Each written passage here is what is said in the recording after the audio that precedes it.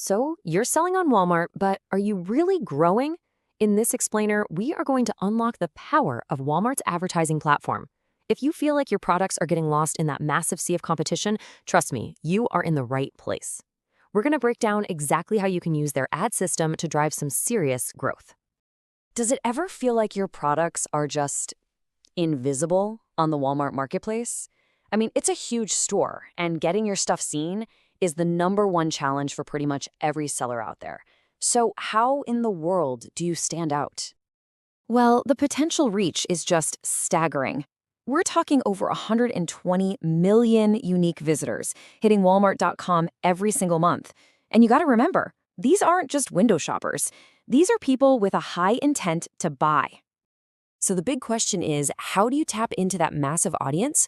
Well, that's exactly where Walmart's pay-per-click or PPC advertising system comes into play. And this explainer is going to give you the exact strategy to use it effectively. Okay, first up, let's decode how this ad system actually works. It might seem a little complex on the surface, but the core idea behind it is surprisingly straightforward. So Walmart ads run on what's called a second price auction. And this is actually great news for you, the advertiser. It means if you bid, say, $2 for a click, and the next highest bid is only $1, you don't actually pay your full $2. You only pay a penny more than your competitor. So just $1.01. It's a system that's really designed to keep ad spending fair and efficient. But here's the thing. Winning an ad spot isn't just about having the deepest pockets. Walmart's algorithm looks at the whole picture.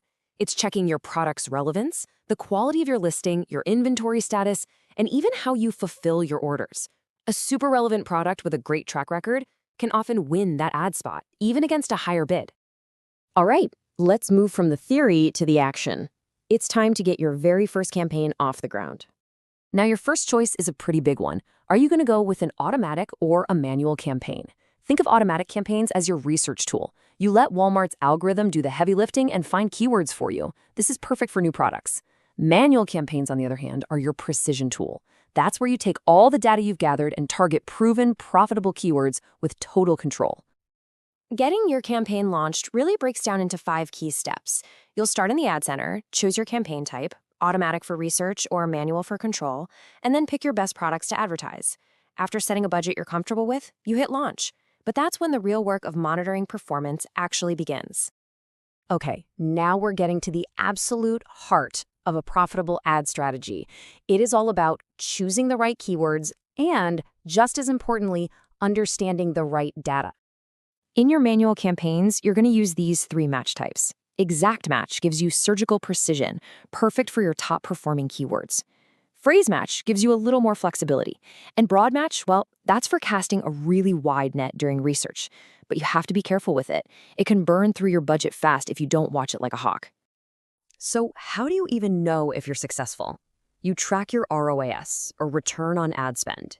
This metric tells you exactly how many dollars in sales you're generating for every single dollar you put into ads. A good benchmark for a healthy campaign is a ROAS of 3x or higher, but that can definitely vary. The most important thing is knowing your numbers and what's profitable for your business. Now, the flip side of ROAS is ACoS, or advertising cost of sale. This just tells you what percentage of your sales is going towards your ad costs. So a lower ACoS means higher efficiency. These 2 metrics, ROAS and ACoS, they're basically your guiding stars for campaign profitability. Look, knowing what to do is important, but knowing what not to do, that can save you a ton of money. So let's cover a few of the most common mistakes people make. Oh, this is a classic problem. You've set everything up, your campaign is active, you know you have budget, but your ads are nowhere to be found. What is going on? The most common reason, 9 times out of 10, is this. You are not winning the buy box. Only the seller who currently owns the buy box for a product is eligible to run ads for it. That means having competitive pricing and fast shipping isn't just nice to have, it's non-negotiable for advertising. And here's another budget killer. Your ads are getting clicks, which sounds good, but they're from shoppers looking for something totally different. And guess what? You're paying for every single one of those useless clicks.